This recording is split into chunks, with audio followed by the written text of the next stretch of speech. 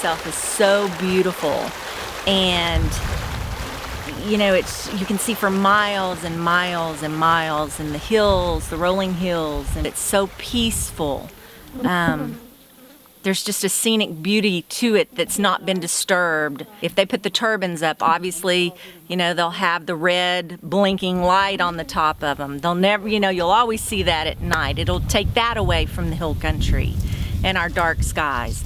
But as far as the birds being disturbed, the bats, I mean, obviously we're here tonight at the Bat Cave, you know, and there's millions of bats that come out. I mean, they will be destroyed by the turbine wind farms. Little kid asked me, is it because they're old? And I had to go look it up.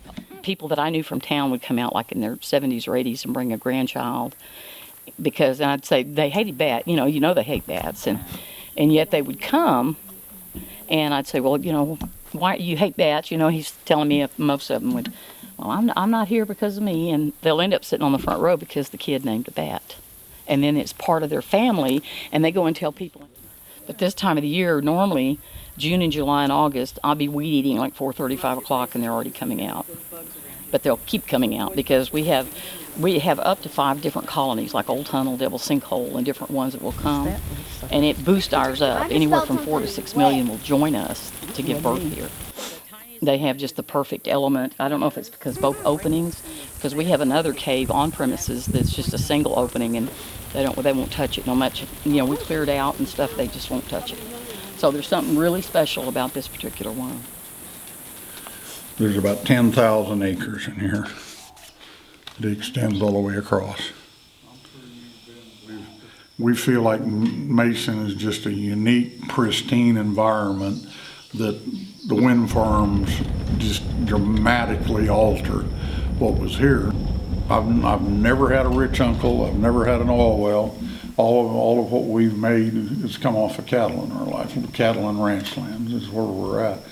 And if you take away the value of my land, all of a sudden it starts affecting my business, and and the devaluation of land is probably the worst thing that happened. Everybody likes to come to a little town with a well-kept square, and that's what keeps us vibrant and alive. But we've never chosen to be an industrial county. We've never done that. You know, I mean, we're sitting here in a county that doesn't have a Walmart, only has one town, and the other thing about it is we don't have a 4-way stoplight. Not many counties in the United States can say that anymore. Hello. Hi, how are y'all doing? I'm not necessarily for them, but I'm more for personal property rights, where you know, it's my land. I got 300 acres of land. I can do with it what I want. Because where does this stop? If you can ban the wind farms, and I have a camp house I want to build on the back part of my property, and it goes close to a couple of my neighbors, and they say, well, there's never been high lines there before. Well, we stopped the wind farms. Can they stop my high lines from being put up? So, you know, I come more from the personal property rights. As far as tourists coming to the hill country, this will never be the same. I mean, you can't get that back. Once they put those things up, they never take them down. And it's all about government subsidies. We don't even have the wind here to really work a turbine farm like that. So I really hope they don't come to the hill country.